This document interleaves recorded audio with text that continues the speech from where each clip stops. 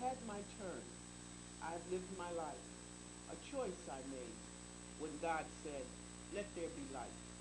I gave him my heart. I gave him my soul. I gave all of you a story to be told. Be happy for me, for I am at home. Be glad, for I have conquered the storm. Don't fret, neither mourn, for as so with Christ Jesus, another star has been born. When you look to the heavens and you think of me, remember it is God who has chose thee. It is not by chance. It is not by first glance. It is by his almighty hand. He sent down the angels for me. He knew that I believed in he. His son will meet me at the door. So don't you mourn or cry no more. I'm home and triumphant in his glory. Need I finish the rest of this story? Lord of lords, Father of mercy and grace, comfort all those seated here in this place. For I am at home and at peace. Let's make room for the next seat. Good afternoon, Wayne audience, and thank you for joining us today on Speaking of the Tongue. My name is Rita Harden, your hostess, author, and founder of Community Advocates in Action. The poem I just read, I'm at Home, is from my book, Speaking of the Tongue, Words of Spiritual Poetic Inspiration. And it is dedicated, this poem today, to the memory of our dear, sweet Queen Mother, matriarch of the Civil Rights Movement, Mrs. Amelia Boynton Robinson. Today we pay tribute and celebrate the life of Mother Robinson, who passed away March 26, 2015, at the age of 104 years young. I want to begin by sharing with you the life of Queen Mother, and as it's illustrated and portrayed from the book, The Life and Times of Amelia Platt Boynton Robinson, authored by her personal confidant, caretaker, and friend, Mr. Leon E. Chief Frazier.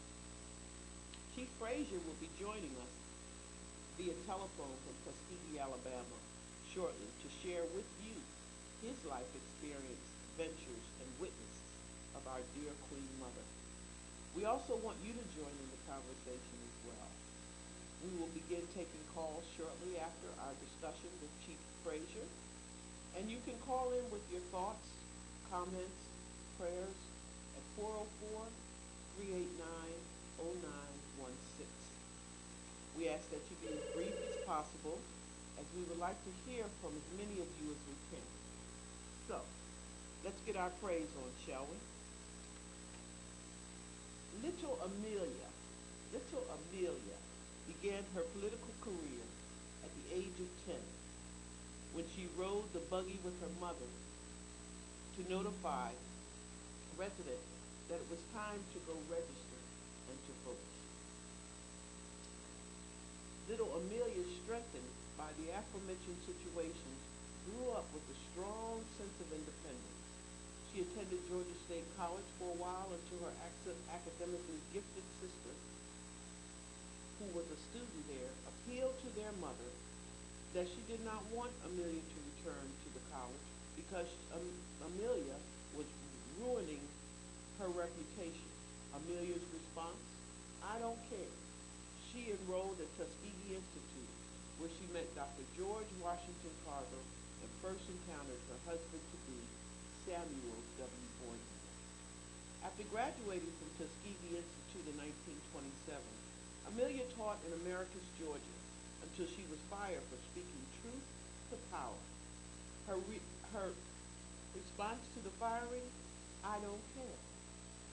She got another teaching job in Georgia, which was short-lived because she was recruited by the U.S. Department of Agriculture as an extension worker and assigned to the Dallas County, Alabama office in 1929.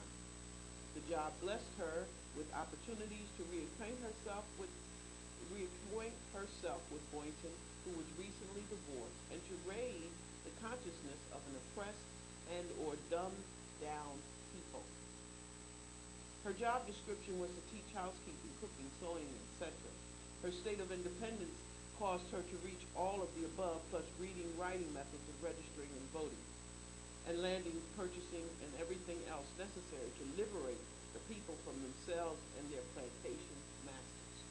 Amelia Platts truly understood her power. She began voting in Dallas County in 1932 at the age of 21. The Boyingtons established insurance and real estate businesses in Selma. This, as well as their work with blacks, seriously angered white folks who harassed, threatened, and attacked them. Ms. Boynton was falsely accused of business improprieties and arrested. A mean old white man came into the Boyingtons' office to attack him with a large stick, but Amelia took the stick away from him.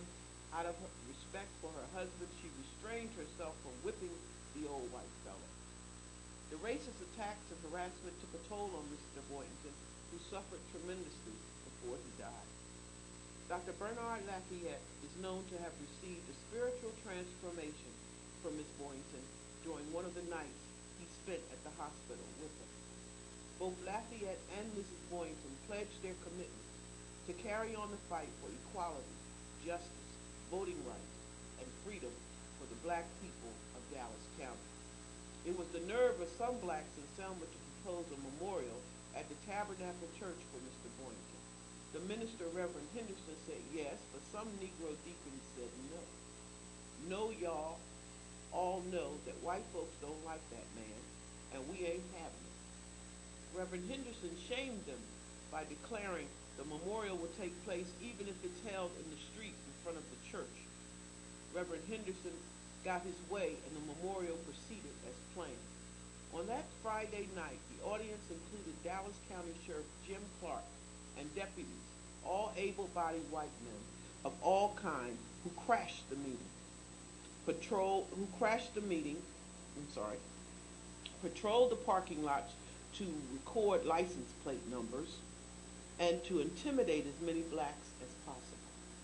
Many blacks who were identified at the memorial were fired by their employers when they returned to work on Monday. This angered many blacks who had ignored the civil rights activities up to that point and inspired their involvement in marches and other activities. Mr. S.W. Boynton's memorial was truly the turning point in the Selma civil rights protests. It was, in fact, the first mass meeting of the voting rights movement. Whites were very angry at the Boyingtons because they were liberating black people, competing in the insurance and real estate markets, and providing sanctuary for outside blacks such as Dr. Martin Luther King Jr., SCLC members, and SNCC leaders who were undoubtedly organizing a movement to disrupt white Southerners' way of life. Ms. Boynton was further targeted by Jim Clark, who made the mistake of manhandling her in the street and arresting her on a trumped-up charge. This angered even more blacks, who joined her in jail and the movement. Ms. Boynton's arrest, along with others who somehow got the nerve to serve themselves up to Sheriff Clark, was the catalyst for the civil rights movement that the SCLC had dreamed of for Selma. The Selma movement was further energized when Alabama State Trooper James B. Fowler murdered civil rights worker Jimmy Lee Jackson in Marion, Alabama. James Bevel, one of the coordinators for the SCLC activities, recommended dumping Jackson's body on the Alabama State House steps to send a resounding message of the fed-upness to Governor George Wallace. Needless to say, SCL leaders rejected such a notion. Movement leaders decided to organize a march from Selma to the state capitol in Montgomery to deliver their message to Governor Wallace. The people were inspired and the march was planned, but Governor Wallace had different ideas. His state troopers were ordered to block any such attempts. Sheriff Clark and his boys were obviously obliged to assist because the first attempt by several hundred people was stopped at the foot of the Edmund Pettus Bridge when the leaders were ordered to return to their churches and homes. The marchers left with no safe options, kneeled, prayed, and went back across the bridge.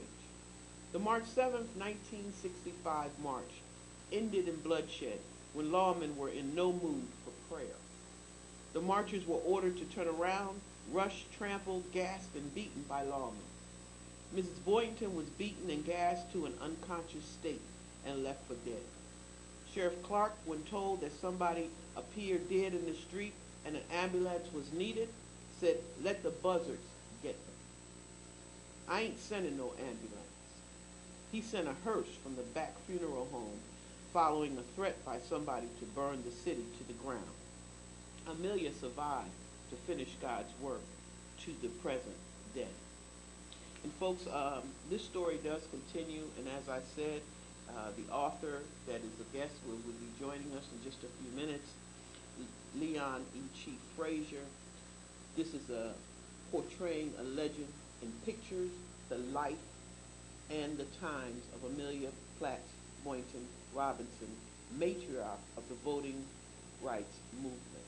And I want to tell you a little bit about Chief Frazier. And Chief Frazier was a law enforcement professional. Frazier has a long career as a law enforcement professional that spans several areas. He began his profession in Dayton, Ohio, after a tour of duty in the U.S. Air Force. He became chief of police in Jefferson Township in 1977. Chief, as most people call, served as police chief in several jurisdictions, including the city of Tuskegee. He retired as chief of police in 2000 after 27 productive years in law enforcement. While residing Miss Amelia Platts Boynton Robinson, Chief fell in love with her after learning of her bold and effective struggle in the human, civil, and voting rights movement and resulting legacy. Queen Mother was at the stage in where her life where she needed love, care, and sincere support. Chief committed himself to Queen Mother's security and the preservation of her legacy. So we're going to talk with Chief here.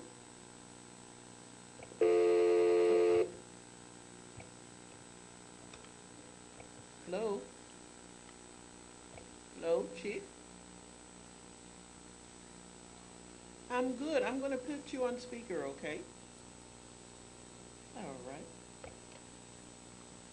You still there? Yes, ma'am. Well, thank you so much for joining us today. And, you know, I am just overjoyed. I'm a little sad, but I know that our Queen Mother is in a better place. Yeah, probably up there still maintaining her independence with the good Lord above, letting him know exactly what job he had to do and what his job was. Yes. And I wanted to just talk with you a little bit and let you tell us your experiences and your time with Queen Mother. Well, the most precious time of my life, I believe, because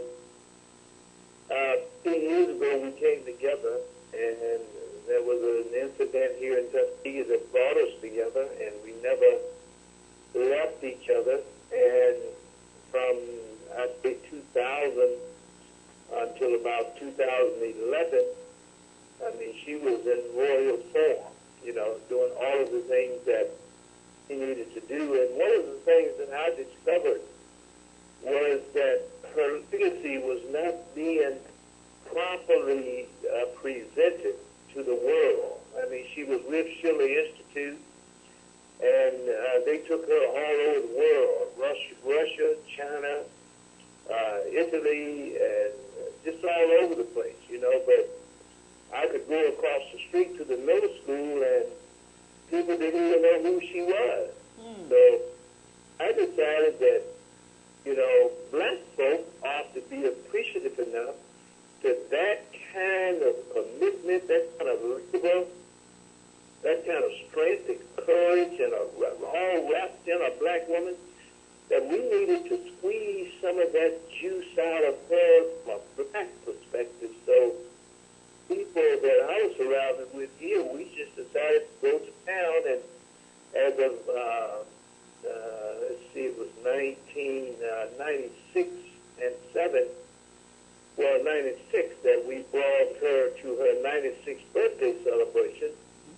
And from that time on, we just started pumping up Amelia Platt going to Robinson as the great, super great, that is, black woman that she was. Well, I tell you, this book is amazing.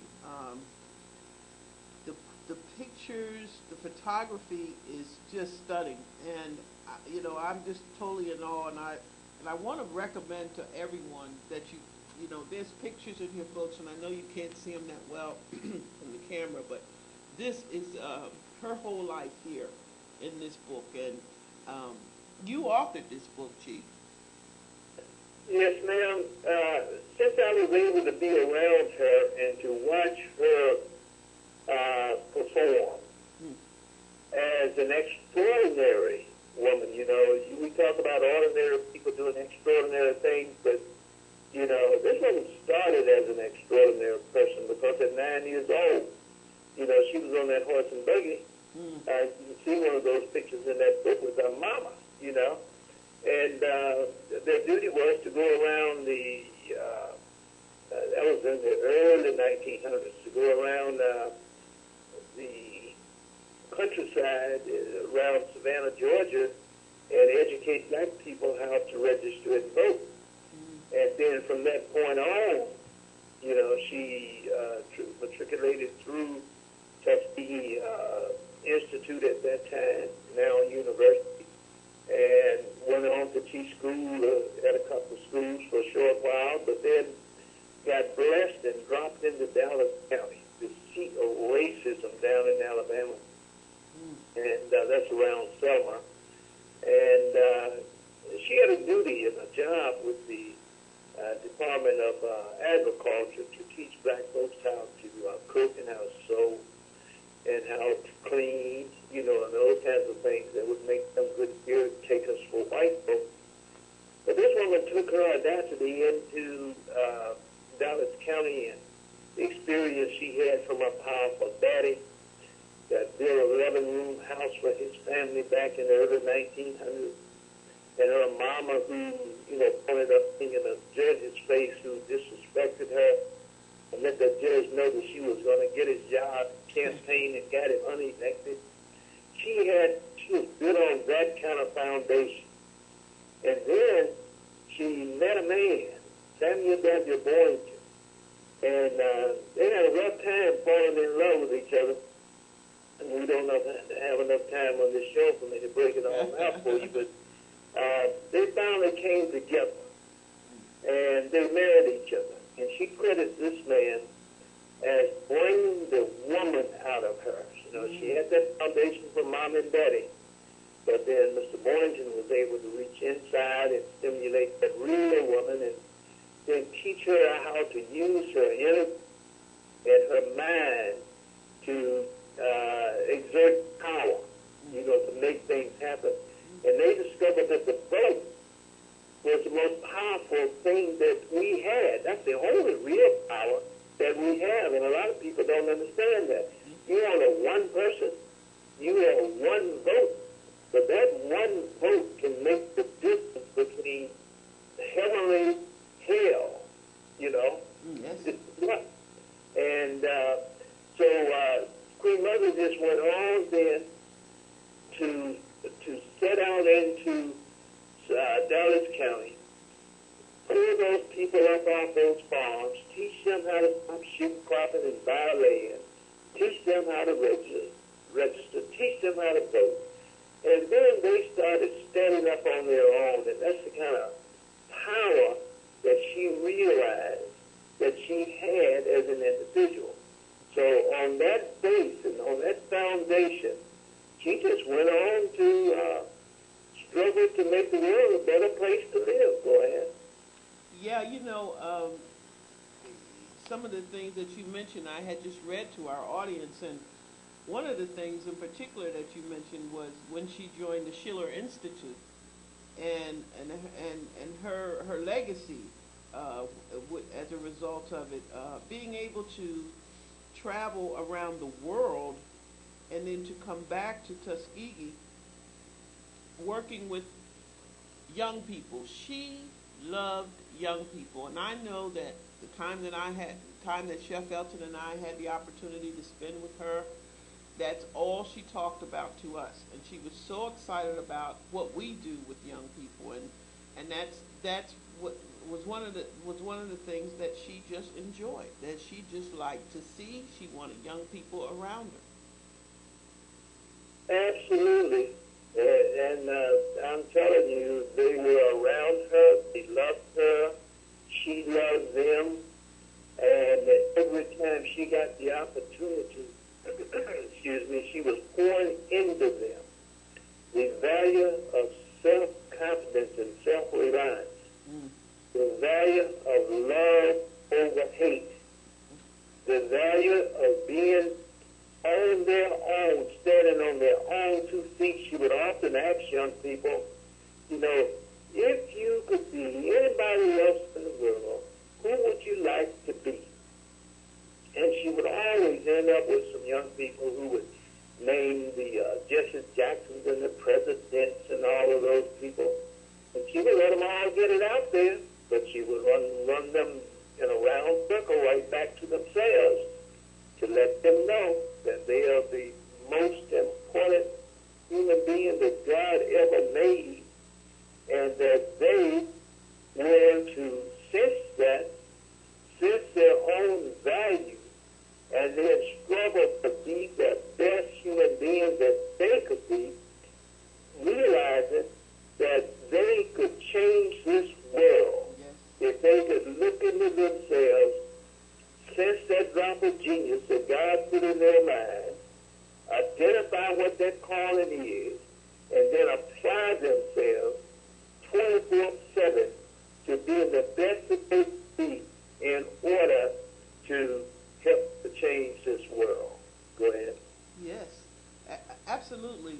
And, you know, this is where the Village of Hope comes in. The Village of Hope is based on the vision of Queen Mother, who and it's my understanding that her dream included with the Village of Hope to establish a village residence for homeless and or disadvantaged youth and or needy citizens, teach children self-love, civic responsibility,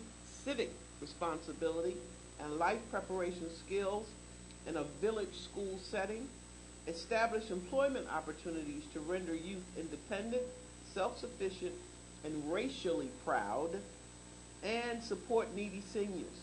And the Village of Hope accepts boys presently between the ages of 11 to 18 years of age, and it was founded in 2006, incorporated in Macon County, Alabama, and its board of directors were named. It's a 501c3 tax-exempt organization. Tell us more about Village of Hope, Chief. Well, she came back from Italy, and she met a Catholic priest over there who had a Village of Hope established. And he would go out and find disadvantaged children, and he would bring them in. And they had a project they started where they would collect old bicycles, and they would restore those bicycles and sell those bicycles, and then the students could share in the capital gain from that. And before it was all over, they had a bicycle manufacturer, you know. So she came back home with that notion. She used to preach it to us in the nighttime. We'd be over there, you know, sometime at midnight, and she'd be restoring all those good experiences she had. And I asked if she wanted to start one here, and she said yes. So we set out to develop the bylaws and the articles and all of that, and set up a 501c3 organization. And we tried to raise funds, but you know how we are as black people. We will go to a cotton picking dance, and we will buy our ticket for $35. But when it comes to something that helps us, it is hard to squeeze a penny out of us, let alone $2 or $3. So we were never able to raise the kind of money that it would take to get that kind of thing started. But what we did do, we started drawing in youth. We would meet in our home on Saturdays, we zeroed in on the boys because not enough people were doing stuff for boys to help to bail them out of the rut that they are in. And we realized without good boys and good men, our women are going to be suffering because they can't even find a decent husband. So we would bring these boys into our home, and we would let her work on them first, you know. And we would meet in her little conference room. And then when she delivered that hard-hitting, legendary womanhood into their heads, then we would move away from her and take these boys on out in the park or down to the restaurant. And then we would pour some manhood into them on top of that. So we took them to, all the intellectual activities that we could find. We even took them to a blues festival in Mississippi, and let them watch that senior black action. You know, when that old blues started coming down on them.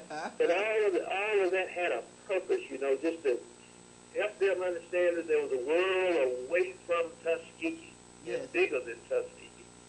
And you know, we discovered when she started getting ill, and the doctor told us that she had to have some 24/7 caretakers, and that would cost us big bucks. We amended our bylaw and included assistance to seniors, and that's one of the best things we could ever do because the doctor told us point blank, if she got out of the hospital, if she didn't have 24/7 care, she could not come back to Tuskegee. Wow. She was determined that she had to live in a home until her days were gone. And so we were equally determined to make sure that she did that. So then we, inserted into those bylaws to support the senior citizens who needed care. And God opened up a financial gate then where we still couldn't get any money from just regular black folk, but we made connections with the Schiller Institute people who had been knowing it out through the years. They were able to take us to California and Pennsylvania, Philadelphia, and Newtown, Pennsylvania, and Dallas, Texas, and places where people knew the greatness of Queen Mother, or was interested in realizing the greatness of her. And over the last couple of years, as a matter of fact, over the last year, we were able to raise $35,000 to help to provide everything that she needed.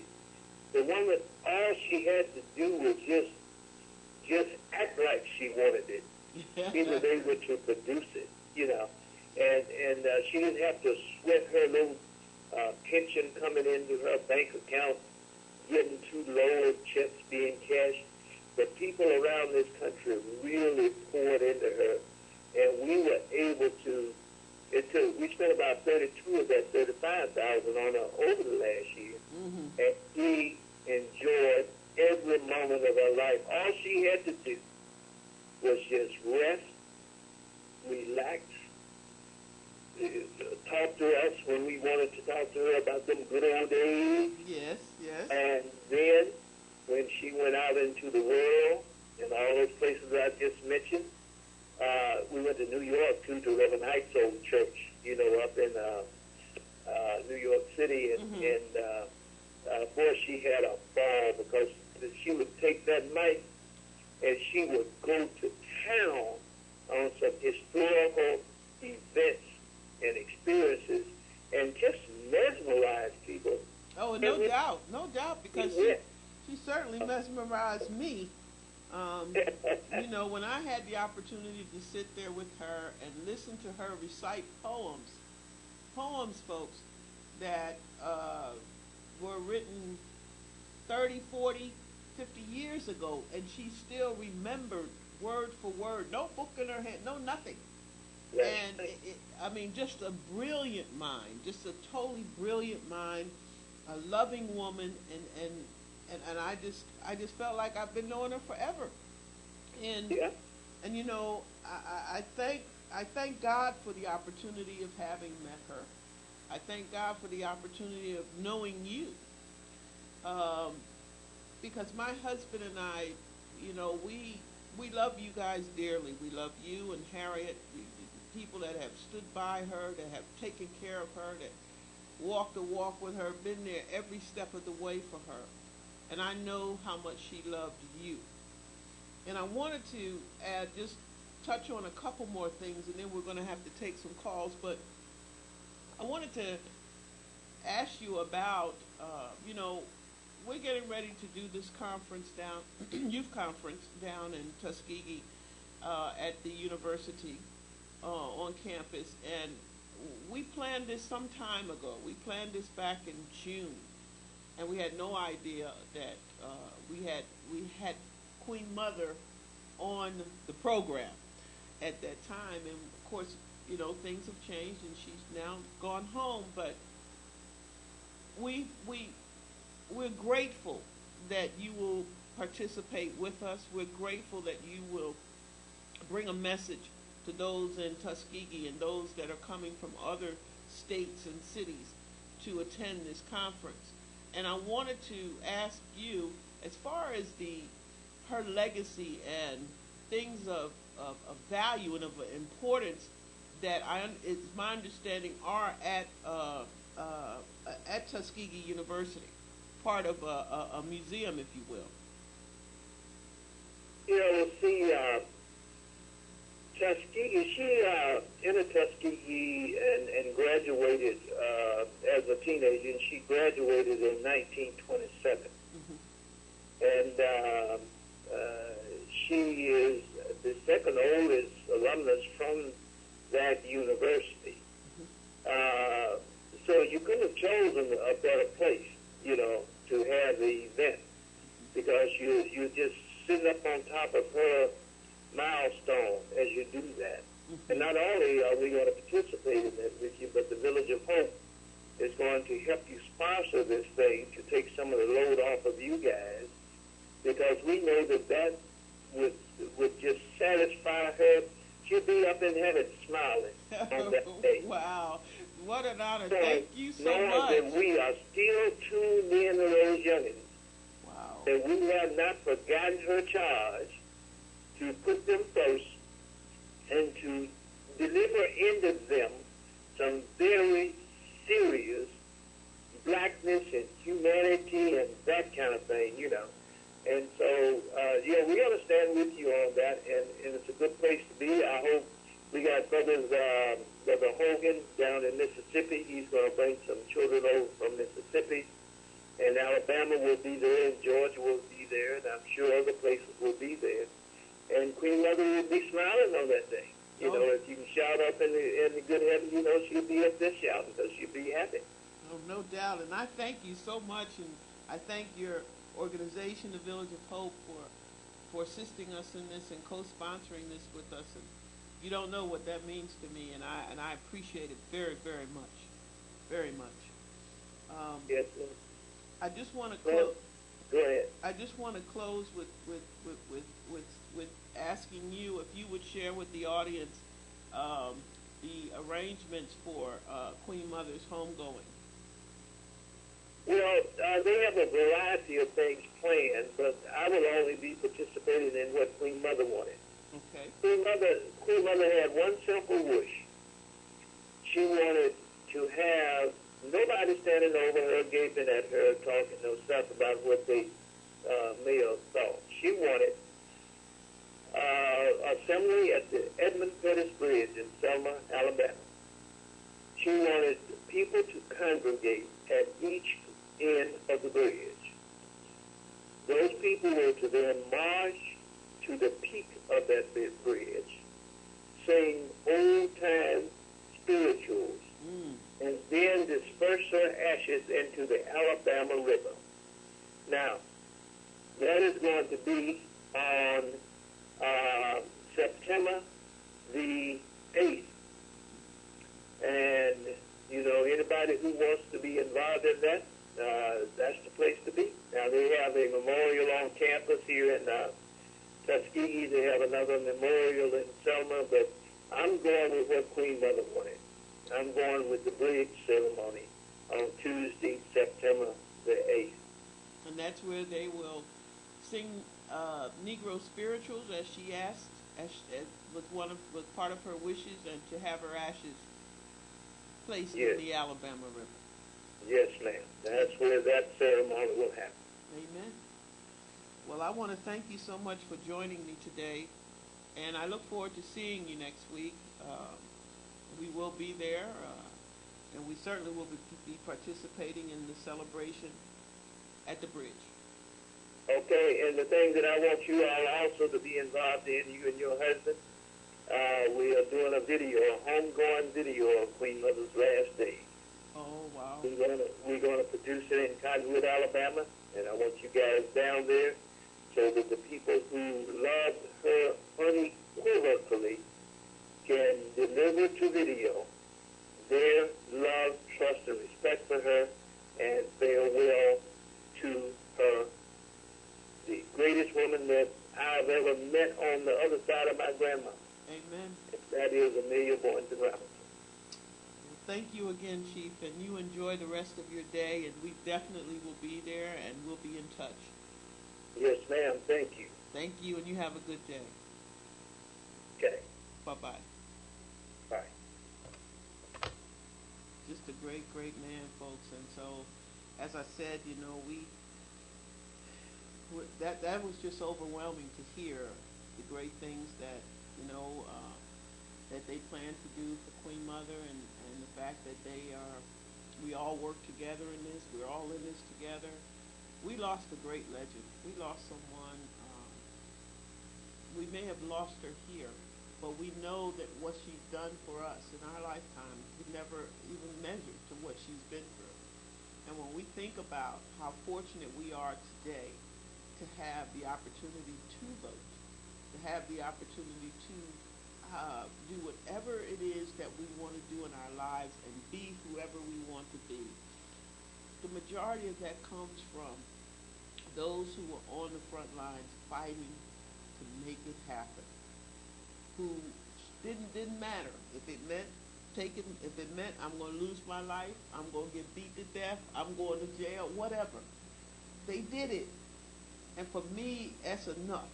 That's enough for me to say we need to make sure our young people understand their history, and that is one of the things that our conference is going to bring.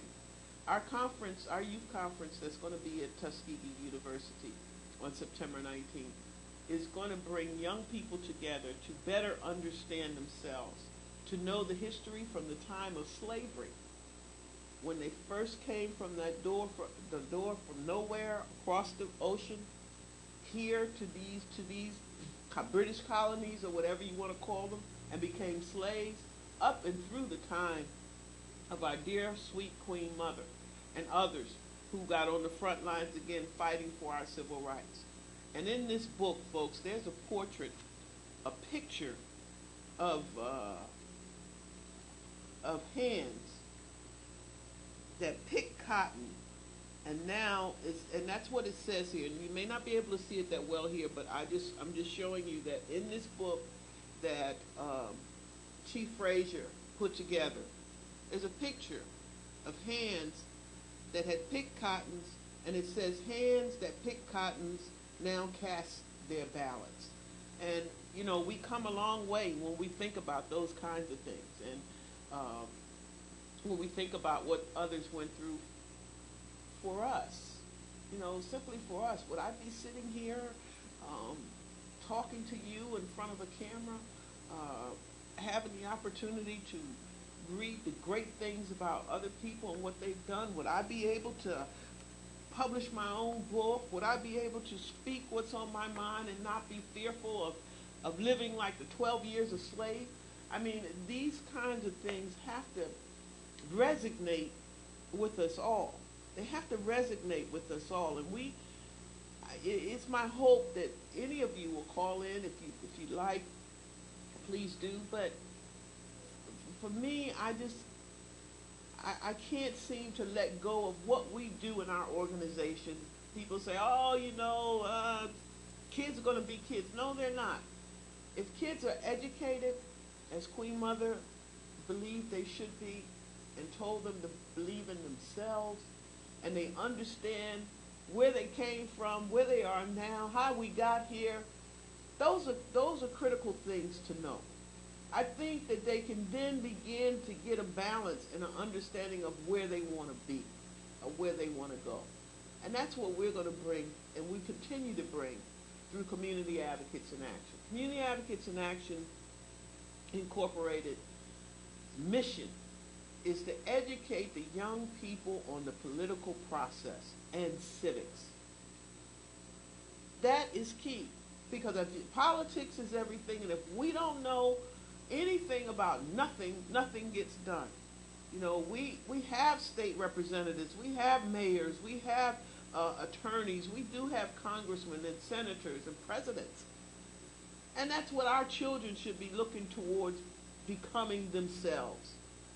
And the only way we do that is to help to educate them on just that.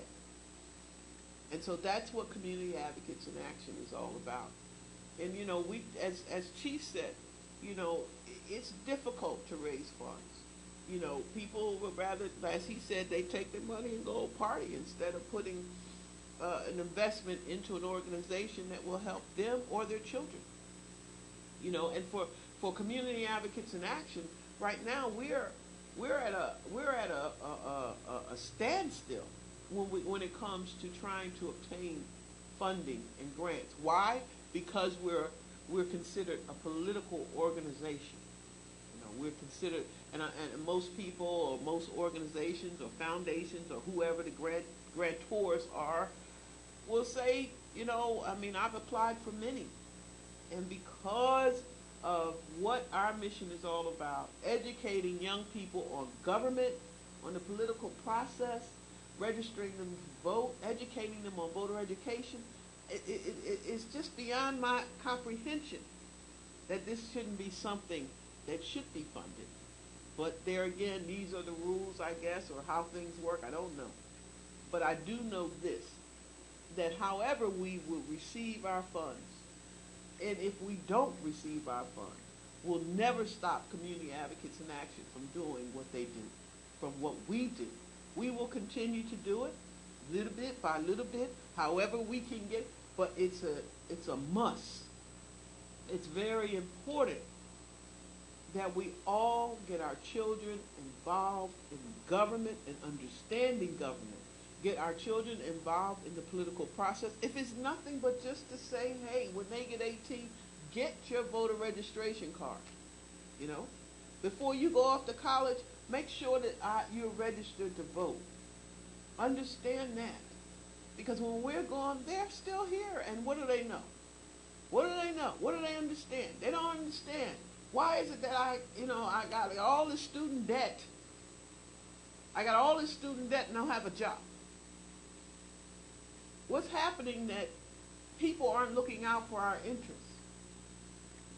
Why is it that we have all this, when we look at Katrina today, then and now, 10 years of Katrina, this is a great example. It took them almost a week to get people rescued and out of that horrific and horrible situation. We look at it 10 years now from then, and we're still, and I'm talking people of color, and it was not only African Americans, there were Vietnamese, a whole community of Vietnamese living in New Orleans who suffered as well. And so when we go back now, everybody wants to say, yeah, the city is vibrant, look at it, we're doing great. No, we're not. We got 52% African American males unemployed in the city. All the African American people and people of color make half of what their white counterparts make. All of the public schools are now charter schools.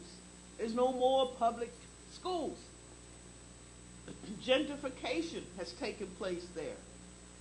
It's just a whole new, it's not the same as those who would have it and would like to see it.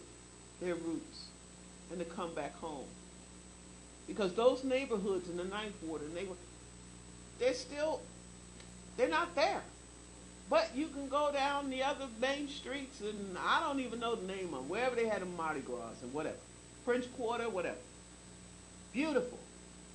But when you go back to those neighborhoods where those people lost their homes and their jobs and their families, it's not much better. And the schools are not there. And so and I say all of this to say that we think about voting. We think about our interests and who's representing us, if they're really doing anything or not. That's the difference. You know, everybody can get up and give a great speech and smile and grin for the camera. You know, make it look like it's all good. It's not all good. It's not all good now. 2015 and 2005, and you compare what's happened in Louisiana as a result of Hurricane Katrina, and it's just not there. And they keep saying, oh, we got a ways to go. It looks like we got a call here, folks. Let's just try to take this call. Thank you for calling Speaking of the Tongue. Hello? Good, good. Did you want to say something? I'm going to put you on speaker. How about that? Please give your name and say who you are, okay? Thank you. Go ahead, please. Okay, how you doing? I'm doing great, brother. How are you? Okay, my name's Moses from Philly. You might know me. I know. I wanted the audience to hear as well. Huh? Okay, how you doing? I'm doing great, bro. Okay, I enjoyed that interview. That's very interesting. I didn't get, or I didn't hear. I might have missed it, where we could get the books. Yeah. Mr. Frazier's book. Mm-hmm. I believe that he did post it on Facebook, and I will find out from him. But he also has an email address here if you'd like to take that. Yeah. And that email address is lfrazier999@gmail.com. That's lfrazier999@gmail.com. Okay. Uh-huh. That's good. Yeah, I think. Yeah, like I said, that was a great interview. I really enjoyed that. Thank you so much. much. That was very informative. I wish you had some more time to talk to him. I hope you have him back again. Yes, I will. What are your thoughts about our Queen Mother? Well, as far as I know, I just been following her for, I would say, the last 5 years, to be honest. Mm-hmm. Mm-hmm. It's fairly new to me. I have to admit, shamefully, but I'm learning. Mm-hmm. And I think for what she did, I believe she voted up until her the last vote that we had. I believe voted. Yes. So I mean, at 104, 103 years old, and she was still voting. I mean, we have to understand, how important that is. And how great a lady she really was. I was reading somewhere, I think it was from Mr. Frazier's account, that she requested to go to that Jim Clark funeral. Yes. God had beat her down. I mean, that's the kind of woman she was. And we need to look at stuff like that. I know a lot of folks like to talk about how we are too quick to forgive and we're too forgiving. And, well, I just speak from my own personal point of view on that. That's the proper thing to do. I think so. You got to, as far as forgiving goes. So, I don't know. I just think she was a really great woman, a really great example. And the young people nowadays, I won't say overall or all of them, or it's all inclusive, but they need to get with the program. Mm-hmm. That's just straight up. Mm-hmm. That's about all I want to say about that. But I'm going to miss her. I'm going to miss her education and her experience that she continued to give us like Michael say, at 104. Yes. You know, but and I wish they changed the name of that bridge down there too. So you don't like the Selma, you don't like the Pettis Bridge. You want to see something else. I'd like to see it called the